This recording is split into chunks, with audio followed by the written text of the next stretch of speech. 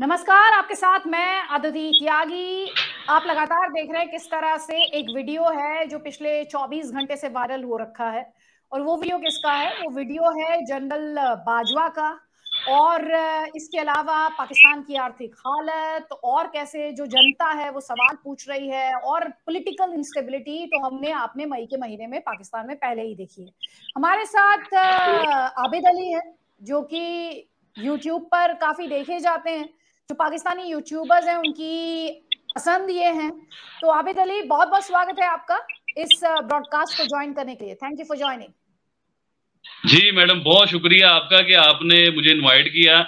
और मैंने आपके जो प्रोग्राम वगैरह देखे, माशाल्लाह आपका भी एक नाम पहचाना जा रहा है। तो बड़ा अच्छा लगा जी, आपसे बात हो रही है। जी आप पूछिए सवाल। जी, सबसे पहले तो आबिद, मैं आपसे वही सवाल पूछना चाह रही हूँ जिसका जिक्र मैंने इंट्रोडक्शन में किया कि आपने भी वो वीडियो देखा होगा, आपके देश में भी उस वीडियो पे काफी बात हो रही होगी, डिस्कशन हो रहा होगा। जनरल बाजवा को कैसे सड़क पर गाली पड़ रही है। एक अफगानी आता है, पश्तून बोलता है और उसमें गालियां देता है, नॉन स्टॉप गालियां देता है। ये पाकिस्तानी फौज की ये हालत कैसे हो गई? एक्चुअली मैडम, वो बाजवा साहब जो हैं वो अभी तो रिटायर हो चुके हुए हैं। तो जब से वो रिटायर हुए हैं, जब से उन्हें बातें ही सुनने को मिल रही हैं। और ये तो सिर्फ अफगानी है, उन्हें पाकिस्तानी भी बहुत सी बातें करते हैं। बहुत सा मीडिया पे चर्चे हैं जी उनके। वो मशहूर हस्ती है इस मामले में। तो बाकी जो तमाम आर्मी है, तमाम आर्मी को नहीं हम कह सकते।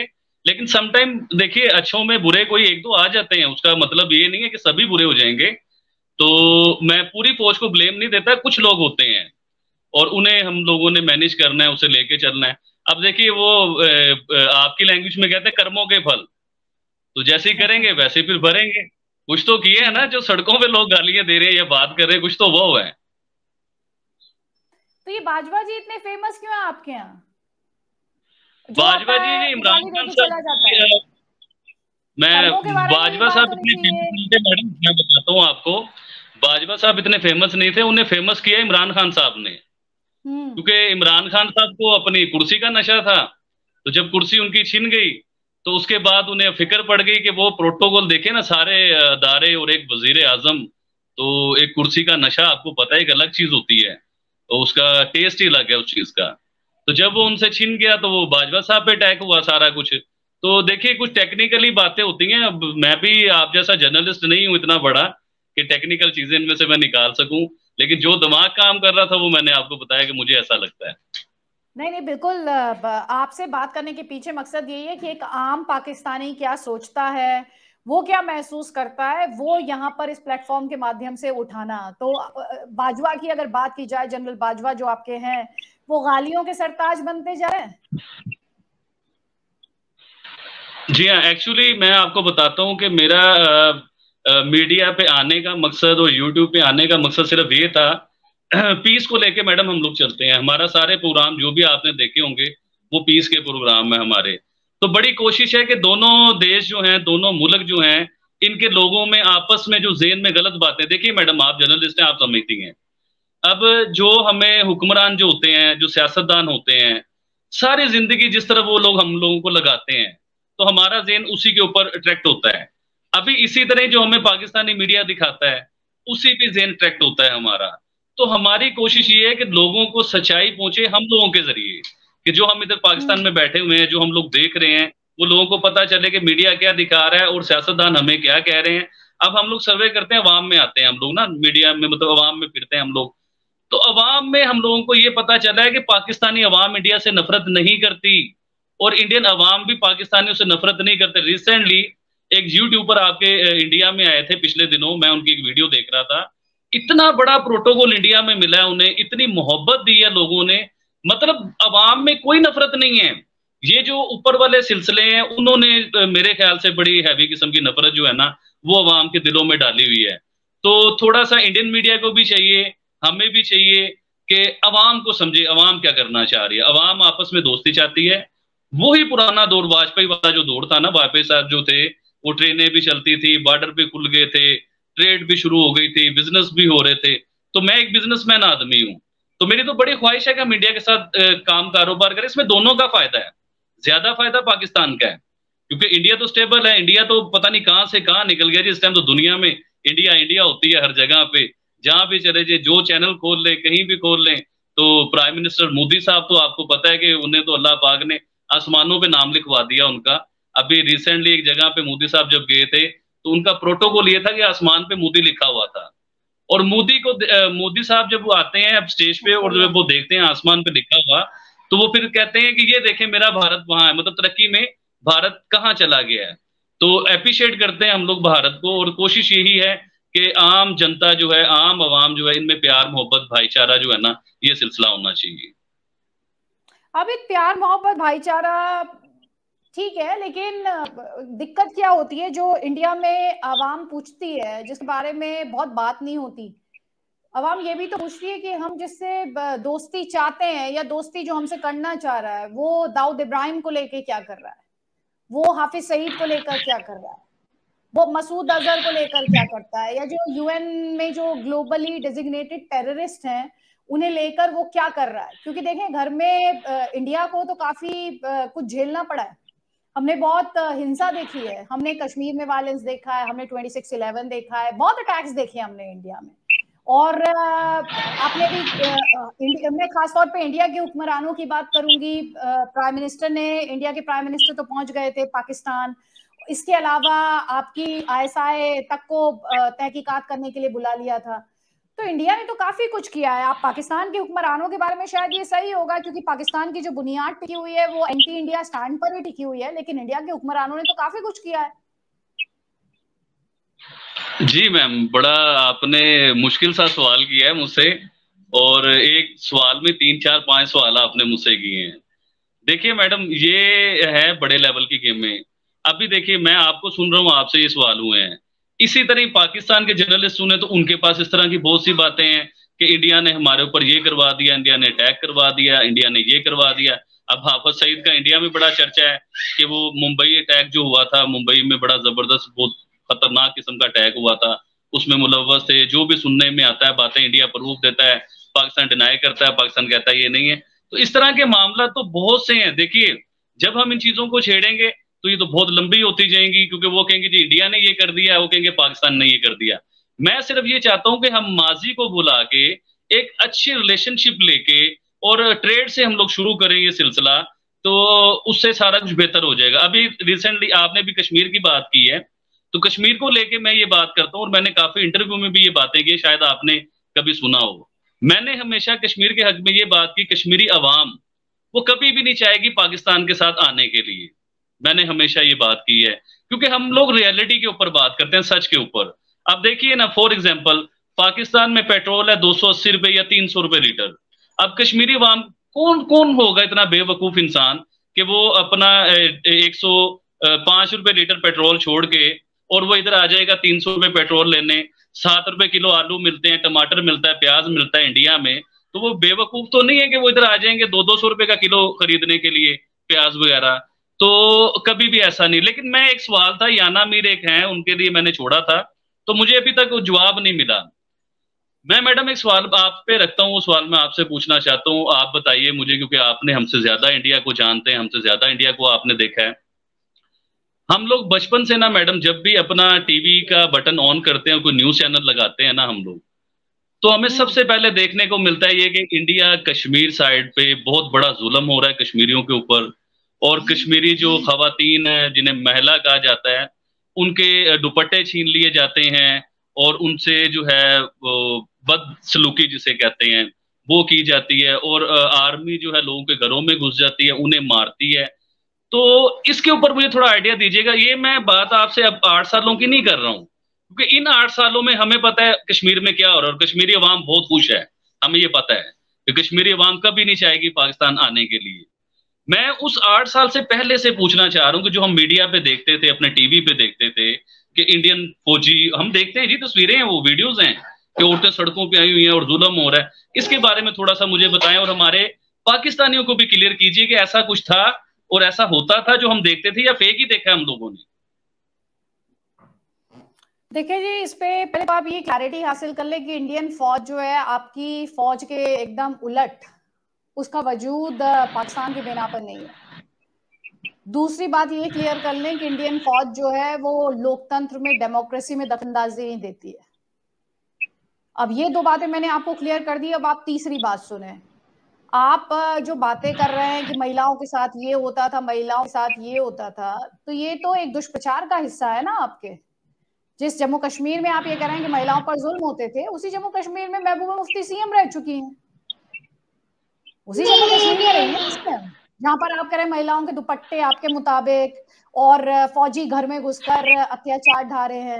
मैं आपकी बात काटता हूँ मैडम, मैं ये नहीं कह रहा हूँ कि मेरे मुताबिक, मैं ये कह रहा हूँ, आप सवाल जरा गौर से समझिए। मैं कहना ये चाह रहा हूँ कि हमने बचपन से अपने मीडिया पे जो देखा है, वीडियोस देखिए, मैं आपको सेंड कर सकता हूँ। अकाउंटेबल नहीं हूँ ना आबिद अली। इंडिया जी, हम तो पाकिस्तान में हैं, तो पाकिस्तान की बात करेंगे। हम इंडियन मीडिया तो नहीं देखते हैं ना। आपको सच नहीं दिखा रहा है ना आपके हुक्मरानों की तरह। अगर इंडियन आपका मीडिया ये दिखाएगा कि कश्मीर आगे बढ़ रहा है, जम्मू कश्मीर में तरक्की आ रही है। आप पाकिस्तान ने तो अपोज किया ना G20 टूरिज्म वर्किंग ग्रुप की, जब वहां पर मीटिंग हुई, मैं गई जम्मू कश्मीर। वैसे आप जिससे बात करें उसे कश्मीर में बहुत वक्त बिताया है। पिछले 3 सालों की बात करूं तो मैंने 3 महीने बिताए होंगे हर साल। ये तो बड़ा अच्छा हो गया कि आपका एक्सपीरियंस भी है, तो आप मुझे कश्मीर के बारे में बताएंगे कुछ। बिल्कुल, मैं कश्मीर में 3 महीने बिता चुकी पिछले 3 सालों में। और मैं तंगधार, कुन्नन पोशपुरा, क्योंकि आप फौज की बात कर रहे हैं ना, तो फौज को बदनाम करने की सबसे बड़ी साजिश हुई थी कुन्नन पोशपुरा में। और मैं वो अपनी स्टोरी भेजूंगी आपको, रिपोर्ट भेजूंगी कि कश्मीरी लड़कियां जिनके दुपट्टे उतारने की बात कर रहे हैं ना, वो फौज के लिए झंडे बनाती हैं, वो ट्राई कलर बनाती है हमारा। वेरी गुड जी, वेरी गुड। अब आप खुद अच्छा, बात काटता हूं, एक और सवाल है। उस सवाल का जवाब मैं आपको दे रही हूँ कि जिन के दुपट्टे छीनने की बात आप कर रहे हैं, वो ट्राई कलर बना रही हैं, रिकॉर्ड नंबर ट्राई कलर बना रही हैं। 2021 में गई थी मैं, रिकॉर्ड नंबर ट्राई कलर्स वहां पर बन रहे हैं। अभी जो नॉर्दर्न कमांड के हेड हैं वो वहां पर गए। तो ये अब छिपा हुआ तो कुछ भी नहीं है, लेकिन इंपॉर्टेंट बात क्या है कि दुष्प्रचार, प्रोपेगेंडा, वो I am very sorry to say, लेकिन आपके साइड पे आपके हुक्मरान करते हैं, आपकी फौज करती है। इंडिया की फौज इसलिए नहीं करती क्योंकि लोकतंत्र में उसका रोल डिफाइंड है, उसकी हमारी सियासत में कोई से नहीं है।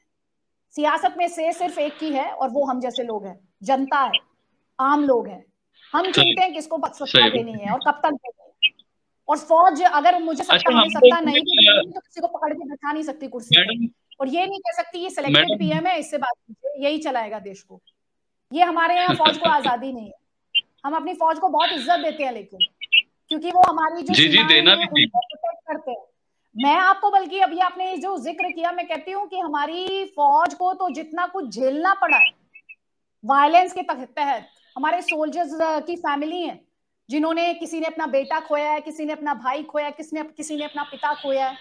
अगर आज भी आप वो तस्वीरें देख लेंगे तो आपकी आंखों में पानी आ जाएगा। जिसमें थोड़ी भी इंसानियत होगी, मानवता होगी, उसकी आंखों में पानी आ जाएगा। तो हमारी फौज तो ह्यूमन है।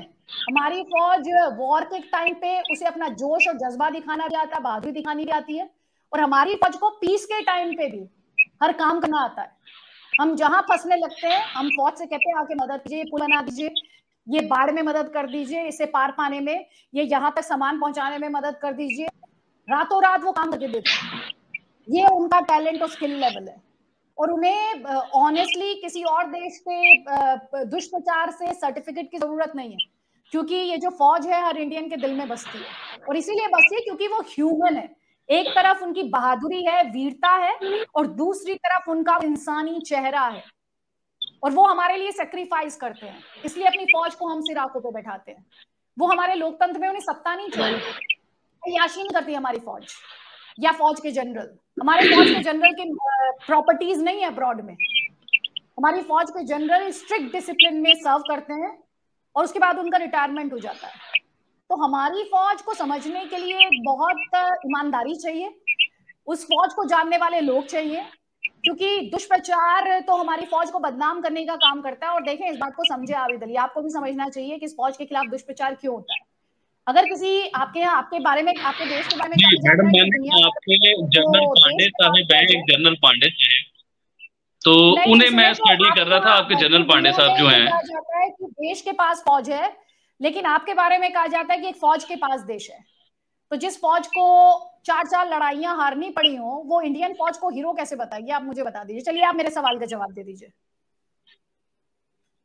चले मैं आपको बताता हूँ। सबसे पहले मैं बताता हूँ, मैंने आपके जनरल पांडे साहिब हैं, वो आपके उस पर मैंने थोड़ी स्टडी की थी। तो यकीन करें कि जब उन्हें मैंने उनकी सारी चीजें स्टडी की और जब मैंने पता किया तो मुझे सैल्यूट करने को दिल किया उनको ना, कि एक जनरल पांडे साहिब हैं और उनका एक छोटा सा नॉर्मल सा घर था, एक आम सा घर होता है, और टोटल 28 लाख उनकी मालियत थी जनरल पांडे साहब। अब हमारे एक जर्नल होते हैं तो उनके करोड़ों रुपए की प्रॉपर्टीज होती हैं, अरबों रुपए के उनके बाहर भी होता है और बड़ा कुछ होता है हमारा। इस चीज से तो हम कभी भी इनकार नहीं करेंगे, हम आपकी बात को मानेंगे। इसी तरह ही पाकिस्तान में जो वजीर आजम बनते हैं, जो वोट लेके ऊपर आते हैं, हम लोगों के वोट होते हैं, फिर हम लोगों का ही पैसा चोरी होने लग जाता है, हमारा ही पैसा दूसरी कंट्रीज में जाने लग जाता है, उधर डॉलरों की शक्ल में उनके महल बन जाते हैं। पाकिस्तान में हम रुपए में कमाते हैं, उनके पड़े पड़े पैसे तो डबल हो, क्योंकि पाकिस्तान में डॉलर आसमानों पे है, तो उनके पड़े पड़े पैसे वैसे ही डबल हो जाते हैं। हम इस चीज से कभी भी नहीं करेंगे, जो सच है वो तो बात मानना पड़ेगा, इंसान भाग नहीं सकता। अच्छा मैडम, एक और चीज था, आपने जो बात बताए, देखिए वो मैं आपसे कुछ झगड़े के लिए वो बातें नहीं कर रहा था, दे दिया होगा उसमें थोड़ा सा रह गया, वो मैं आपको बताना चाह रहा हूँ। तो कभी भी देखिए, जब आप उधर मौजूद हैं तो ज्यादा बेहतर आपको पता है, हमें तो पता नहीं है ना उधर क्या हो रहा है। हम तो जो मीडिया पे देखते हैं, जो खबर सुनते हैं कि मुसलमानों के साथ ये हो गया वो हो गया। अच्छा, मैंने कई बार वीडियोस में देखा है कश्मीरी अवाम वो पाकिस्तानी झंडा अपने घरों के ऊपर लगा लेते हैं, और उधर समटाइम ऐसा मैंने एहतजाज मीडिया पे ऑन रिकॉर्ड है, ये एहतजाज भी देखे जिसमें कहते हैं कश्मीर बनेगा पाकिस्तान। मैडम ये क्या सिलसिला है और ये कौन लोग हैं? देखिए, मैंने तो जिन कश्मीरियों को देखा है, मैंने जिस कश्मीर को देखा है उसमें तो हर घर तिरंगा है। मैंने तो जिस कश्मीर को देखा जी, ये आप 8 साल पहले की बात कर रही हैं या 8 साल बाद वाली बात कर रही हैं आप? क्या कह रहे हैं? मोदी साहब से पहले की बात कर रही है, मोदी साहब के बाद की बात कर रही हैं आप? ये तिरंगा जो हर घर में आपने देखा है इंडिया में, या मोदी साहब के आगे या मोदी साहब के बाद, एक बात जो नहीं बदलेगी वो ये नहीं बदलेगी कि दिल में इंडिया रहता है। आपको शायद नहीं बताया होगा किसी ने, जी जाहिर बात है, कर रहे थे आपको, अब मैं बता रही हूँ, आप सुने, आपने सवाल पूछा तो जवाब लें। मुझे उम्मीद है आपकी मीडिया ने नहीं बताया होगा आपको। लेफ्टिनेंट उमर फयाज का नाम सुना आपने? जी सुना है जी। कौन है लेफ्टिनेंट उमर फयाज?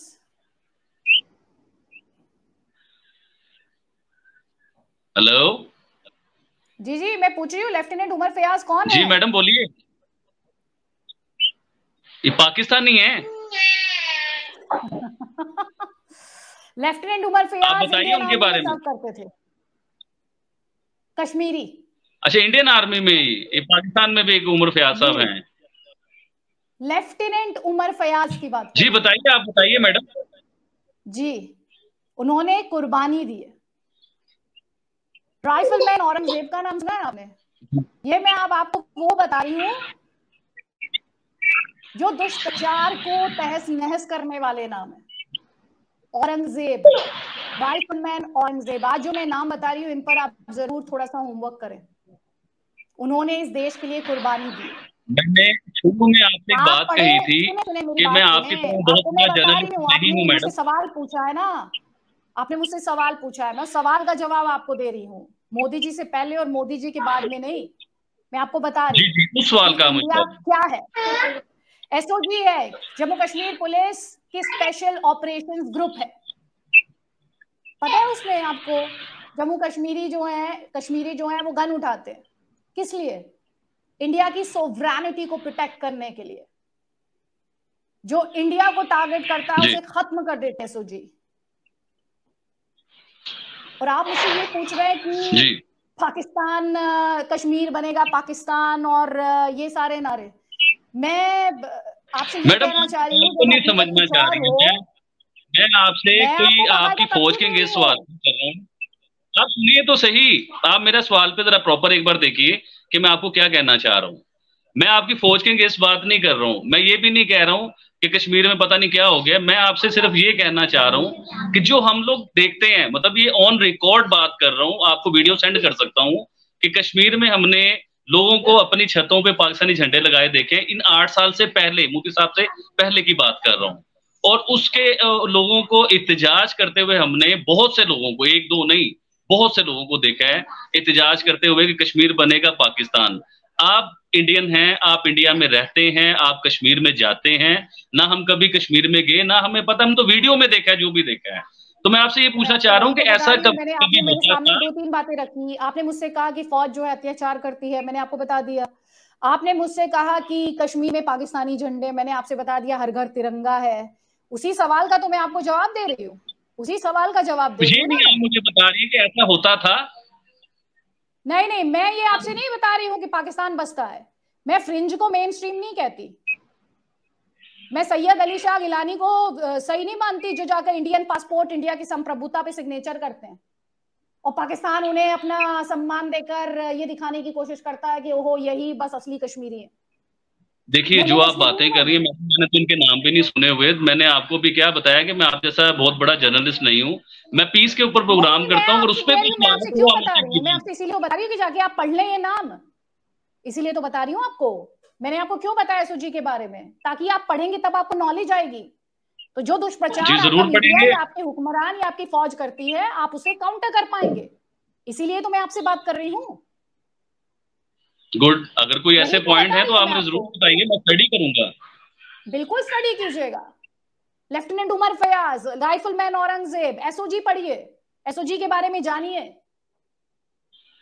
जरूर जरूर, बिल्कुल कीजिए। अब आप थोड़ी सी देखिए, आपके सवाल सारे हो गए, अब सारे सवाल हो गए हैं। अब हम पीस की और प्यार मोहब्बत की थोड़ा सा पैगाम देते हैं पूरे इंडिया को और पाकिस्तान को और पूरी दुनिया को। उसके बारे में क्या ख्याल है आपका?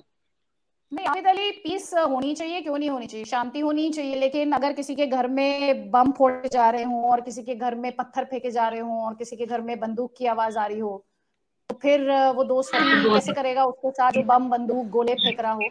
वो ये प्रचार कर रहा हो, जिससे जुड़े सवाल आप पूछ रहे थे, तो ये कहता हो कि इंडिया में मुसलमान खतरे में है। कभी उठा के देखिएगा इंडिया में कितने मुसलमान रहते हैं और पाकिस्तान में कितने मुसलमान नहीं कहा कि इंडिया में मुसलमान खतरे में है। नहीं, मैं आपकी बात नहीं कर रही हूं, मैं आपकी कंट्री जो भारत के बारे में यूएन प्लेटफॉर्म्स पर कहती है या दुनिया भर में जाकर शोर मचाती है, आपके हुक्मरान, उसके बारे में कह रही हूँ। तो आप ये तो देखें, कह तो मेरे देश के बारे में रहे ना। जी बिल्कुल, जी बिल्कुल। तो कश्मीर जो है, देखिए कश्मीर को गाली थोड़ी करने दूंगी। कश्मीर को लेकर कॉन्सेप्ट तो किसी का क्लियर नहीं हुआ। कश्मीर को लेके ना पिछले 75 सालों में कभी भी ये बहस खत्म नहीं हुई। जो हमारे दिमाग में हमने छोटी मोटी बातें कश्मीर की कर दी, और अल्लाह करे ये बहस खत्म हो, जान छूटे इस कश्मीर से भी। यकीन मानिए, इस कश्मीर की वजह से ना बहुत से लोगों ने फायदा उठाया है, बहुत से लोगों ने दुकानें चलाई हैं अपनी इस कश्मीर को लेके। देखिए, आज कश्मीर का मसला हल हो जाता है ना, तो आप भी ज़हन में रखिए मैडम, बहुत बड़ी बड़ी दुकानें बंद हो जाएंगी। ये जो कश्मीर के ऊपर जो है ना, बहुत बहुत बड़े लोग बने बैठे हुए हैं ना, इनके कारोबार, इनके बिजनेस, इनका रोटी पानी, ये भूखे मर जाएंगे ये लोग, इनके प्रोटोकॉल खत्म हो जाएंगे। तो 75 सालों में जो मसला हल नहीं हो सका, ये इन्होंने फंसाए रखा है मसला, तो वो अब कैसे हल हो सकता है? वो बस अल्लाह ही है करवाए। तो मैं तो अभी भी इसी हक में हूँ, मैं यकीन मानिए। और समटाइम मुझे बड़े लोगों ने बातें की हैं, मेरे जहाँ पे मैं काम करता हूँ लोग उधर आ जाते हैं, मुझे कहते हैं कि तू इंडियन एजेंट है, पता नहीं इंडिया के बारे में बात करता है। तो मैं अभी भी यही कहता हूँ कि इंडियन कश्मीर में बहुत बड़ी डेवलपमेंट हो रही है। दुनिया के सबसे बड़े ब्रिज उधर बन रहे हैं, 2 करोड़ विजिटर अभी तक इंडियन कश्मीर में आ चुके हैं, और लोगों को बड़ा फायदा मिल रहा है। उधर राशन तक और बिजली तक जो है उन्हें बड़े रिजनेबल प्राइस में मिलती है। मैं स्टडी करता हूँ इन चीजों को मैडम, तो जिसे इतना फायदा मिल रहा है। बताएं कि जब जम्मू कश्मीर की बात की जाती है, वहां पर डेमोक्रेसी रही है, वहां पे इलेक्शंस रहे हैं, वहां पे जनता ने अपने नुमाइंदे चुने, वहां पे रोटी से आजादी नहीं है किसी को, वहां पे बिजली से आजादी नहीं है किसी को, वहां पर तरक्की से आजादी नहीं है किसी को। हाँ जी, इंटरनेट नहीं चलता मैडम, मैं खुद गया पाकिस्तानी आजाद कश्मीर में, मैं खुद गया हूँ उधर। आप यकीन मानिए, हम लोग इंटरनेट को तरस जाते हैं, इंटरनेट नहीं चलता है। एक चाय का जो कप होता है ना, डिस्पोजेबल कप, वो लेने के लिए आपको ब्लैक में पेमेंट करनी पड़ती है। यानी कि फॉर एग्जांपल, एक कप हमें लाहौर में, मैं लाहौर में बैठा हूँ, लाहौर में हमें चाय का कप मिलता है 30 रुपीज का, उधर 150 रुपए का कप मिलता है, और वो कप भी पीने के लायक नहीं है। आप खाना खाने चले जाइए, एक सिंगल पर्सन 2-3 हजार रुपए में खाना खाता है। तो मतलब ये है कि उधर वाकई सहूलतें नहीं है, उधर अच्छी यूनिवर्सिटीज नहीं है। लड़कियां बेचारी बहुत दूर दूर तक जो है ना, वो बसों में सफर करती हैं, पैदल सफर करती हैं, ट्रांसपोर्ट अच्छी नहीं। इन चीजों को तो मैं मानता हूँ, और हमें पाकिस्तानियों को, मैं अपने पाकिस्तानियों को मैसेज देता हूँ कि हमें अगर तरक्की करनी है, हम चाहते हैं इंडिया जैसे बन जाए। इंडिया जैसे बन तो सकते नहीं है, क्योंकि इंडिया हम लोगों से 30, 40, 50 साल ऊपर जा चुका हुआ है। और 30, 40, 50 साल जब हमें लगेंगे इंडिया तक पहुंचने के लिए, इंडिया कहाँ चला गया होगा, कभी इस चीज को भी सोचिए। तो इंडिया के साथ हमारी बहस जंग तो अब खत्म हो चुकी हुई है, उनके साथ मुकाबले हमारे खत्म हो चुके हुए हैं, मुकाबले नहीं है। लेकिन अभी देखिए मैडम, जो भी है जैसा भी है, इंडिया पाकिस्तान ये आपस में बड़े भाई छोटे भाई वाला रिश्ता है। अब वो दुश्मनी हम लोगों ने डाल ली, उसे हमने खत्म करना है। मैडम मानिए आप, ये छोटे बड़े भाई देखें मैडम, आप रहती है ना, आपके घर में भी सुनिएगा, हम नेबर्स हैं, पड़ोसी है, और यहाँ पे वाजपेयी साहब की वो आपका ज़हन बन गया हुआ है, वो आपका ज़हन बन गया है, हमने पड़ोसी नहीं, लेकिन पड़ोसी को अपनी लाइन पता होनी चाहिए। जी, मैं तो कभी भी आप अच्छी बातें कर रहे हैं, मैं उससे इनकार नहीं कर रही, आप अच्छी बातें कर रहे हैं। एक सेम सोसाइटी में ऐसी बातें होनी चाहिए, लेकिन उसके लिए बहुत कुछ करना पड़ता है। इंडिया को अपना बड़ा भाई मानता हूँ, और कभी भी छोटे भाई पे प्रॉब्लम आएगी तो बड़ा भाई आप जैसे लोग आगे आए, आप जैसे लोग आगे आए और वो करें, एक्शन ले, इस पे प्रोटेस्ट करें, अपनी सरकार पे प्रेशर बनाए। मैं आपसे यही कहना चाहती हूँ। हमें गद्दार कह दिया जाता है, बताइए हम कहाँ जाएं? हम अगर इंडिया की तारीफ कर दे तो हमें गद्दार कह दिया जाता है, हमें कहते तुम इंडियन एजेंट हो। अगर मोदी साहब की ज्यादा तारीफें कर दे, वो कहते हैं ये मोदी साहब का जो है ना, ये खास कोई पॉलिसी है। पॉलिसी समझते हैं ना आप, हमारे यहाँ पॉलिसी कहते हैं उसे। तो मोदी साहब की जो है ना, ये करते हैं जी, बस इसी तरह ही। तो मतलब ये मैडम, हमारी तो बड़ी ख्वाहिश है। देखिए, हम लोग बेसिकली इंडिया से हैं, और पाकिस्तान में मेरे ख्याल से 80% लोग इंडिया से ही आए होंगे। तो अब इंडिया में हमारे दादे परदादा थे, हमारी फैमिली थी, तो कुछ खून भी इंडिया के साथ मिलता है, कुछ बातें भी ऐसी इंडिया के साथ हैं। तो हम कभी भी इंडिया को ये नहीं कहते कि इंडिया हमारा दुश्मन है, हम उसे हमेशा अपना दोस्त समझते हैं। और बड़ी कोशिश है कि हम लोग इस चीज को लेके चल रहे हैं, लोगों के ज़हन चेंज करने के लिए, और उस पर बड़ा काम कर रहे हैं, वर्क कर रहे हैं। हम लोगों ने एक मिशन पीस के नाम से एक अपने एपिसोड शुरू किए थे, वो किसी प्रॉब्लम की वजह से हम लोग कंप्लीट नहीं कर पाए, लेकिन उसके लिए भी बड़ी कोशिश कर रहे हैं कि वो हम लोग शुरू करें। तो इंशाल्लाह पीस के ऊपर ही हमारी गेम है, जो भी है। हम लोगों ने झगड़े की बात कंट्री पर, आप अपने हुक्मरानों पर दबाव बनाते रहे, यही हमारी आपसे रिक्वेस्ट रहेगी, क्योंकि सच का आईना दिखाना बहुत जरूरी है, हुक्मरानों को भी, फौज को भी। आप एक बहुत बहुत शुक्रिया, आपने इस ब्रॉडकास्ट को ज्वाइन किया, and I hope I answered all your questions. Bye and take care. Thank you very much.